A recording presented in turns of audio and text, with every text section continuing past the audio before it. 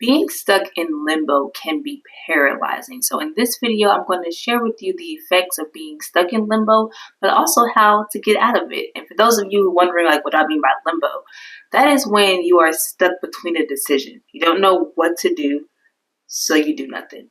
So let's dive right into it. Number one, low level anxiety becomes high level anxiety because you are putting yourself through prolonged uncertainty.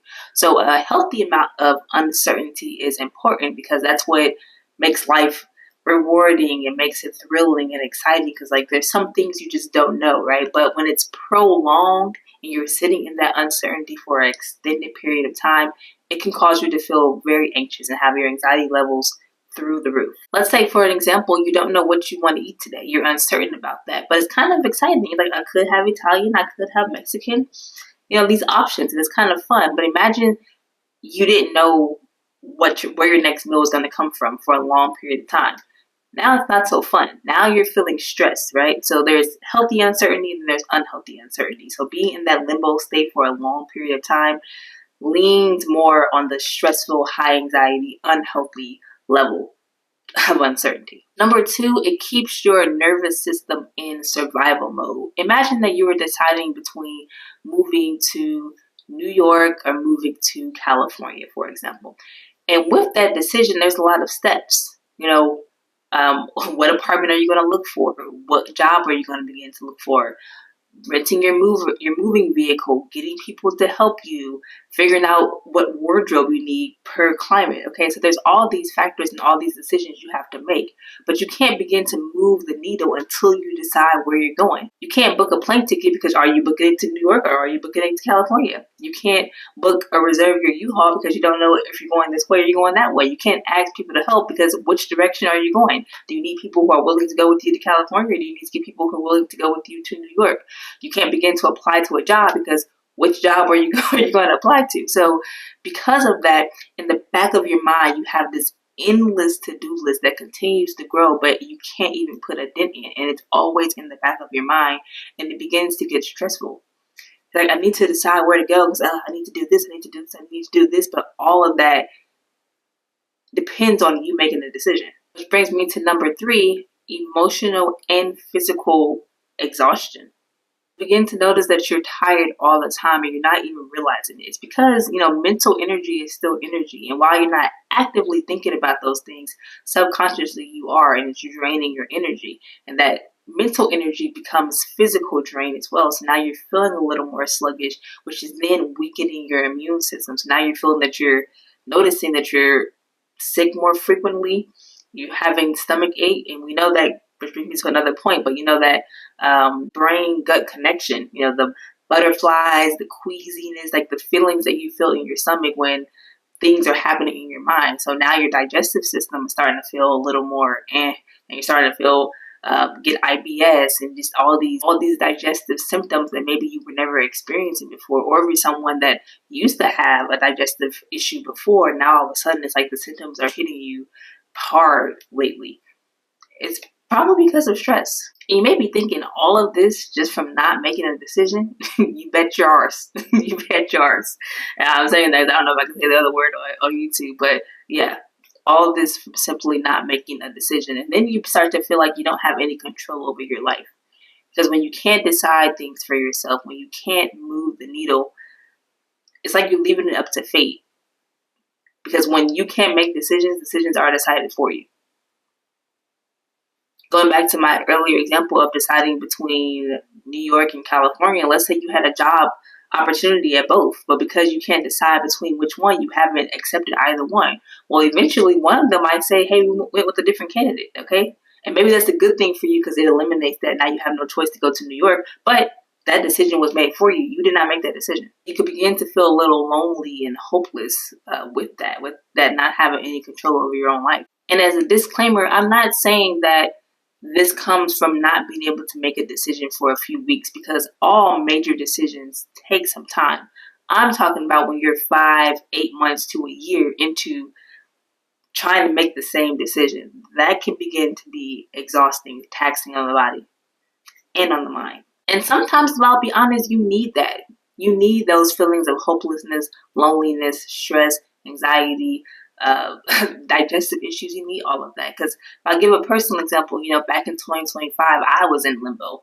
I didn't really know where I wanted to take my career, which direction, if I wanted to go this route or this route. I didn't really know if I wanted to stay in the state that I was living in, if I wanted to relocate to a different state. I didn't know if I wanted to be single or in a relationship. So there's all these things that I had to decide between, and I literally could not.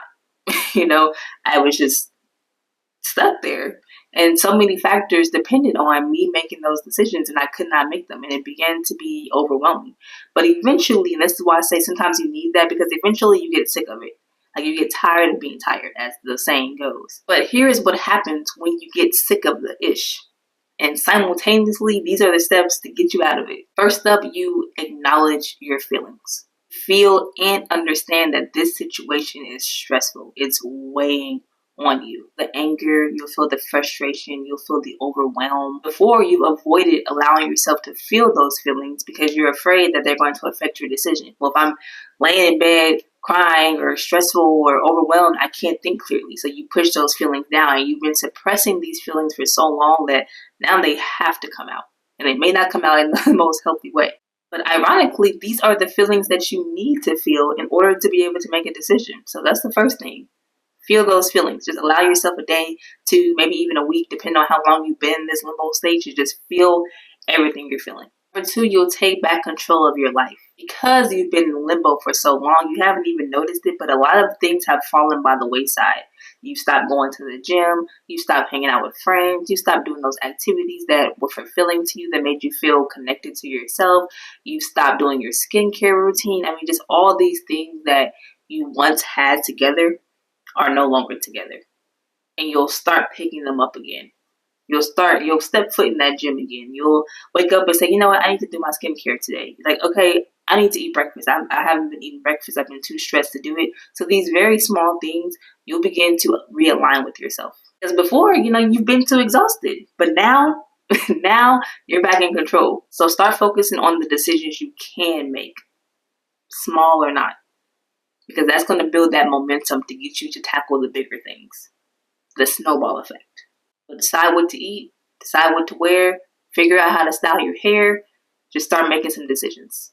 Next up, you'll stop caring, and not about yourself, but about other people. At first, you couldn't decide if you wanted to stay married because of the kids, or because of how would your spouse take it, or what would your family think. And now you don't give a damn. Okay, it's F them kids, F that spouse, and F the family. What do I need? What do I want? You're able to see that clearly and really prioritize yourself. You start to take a radical self-first, self-care approach to all of these decisions. And I love that for you. I love it because this is what you need. You need that clarity. And you can't be clear until you're able to ask yourself, what do I want when I erase all these factors around me? When you sit and think about it, you're like, you know what? I hate busy cities. So guess what? Now New York's off the table.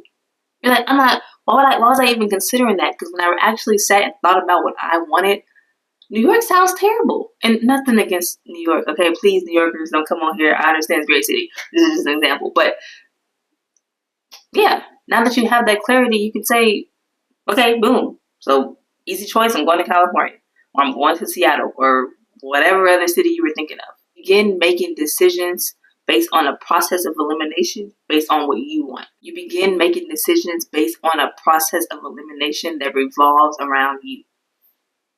And that is my favorite step. That's my favorite step. Number 4, you come out of your shell and finally start to share with your loved ones.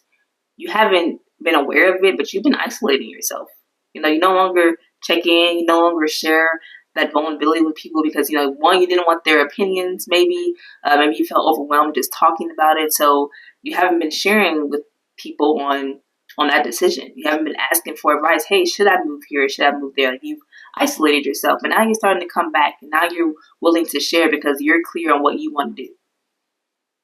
And maybe you didn't want to drag people into your uncertainty. One day it's Washington, one day it's New York, one day it's California, one day it's Pennsylvania, and all that confusion and conflict and internal battle that you feel inside, you're now spreading on other people. And you didn't like that because you love these people. You don't want them to feel what you're feeling, so you isolated and shut that part off. But no more. Now you're ready to come out of that. and get back to your community. So now that you have a decision, you can rely on them to weigh in and support your decisions. Not necessarily tell you if it's right or wrong, but just to get that support. You feel empowered and even more sure of your decisions. Did you need the validation? No, but it helps. And last but not least, you learn from that experience. And you learn that the wrong decision is often better than indecision. Because the wrong decision gets you moving with the ability to pivot later. But indecision keeps you stuck. Just like the right decision gives you the ability to move forward and pivot later. So wrong decision, right decision, you're moving with the ability to pivot. You don't get that with indecision. And when you think about it, every decision is just a chance to get to learn something about yourself. But indecision robs you of that opportunity. So from this experience, you're no longer afraid to make a decision. You just do so and figure the rest out later. So there you have it. That is my spiel about being stuck in limbo, what that can cause you to feel, the turmoil you can go through, and how to get out of it. So I hope that you have enjoyed this video. And if you have, you know what to do. Give me that thumbs up. I would greatly appreciate it. It's the knowledge we share that makes a difference. So please share this video with someone that you know struggles with making decisions. You know, your most indecisive friend. Maybe go ahead and send that to them, or that friend that you know is really struggling to decide on something that's hard and you feel like it's been a long time. Share this video with them as well. And from all that, I will catch you in my next video. As always, don't forget to crush it.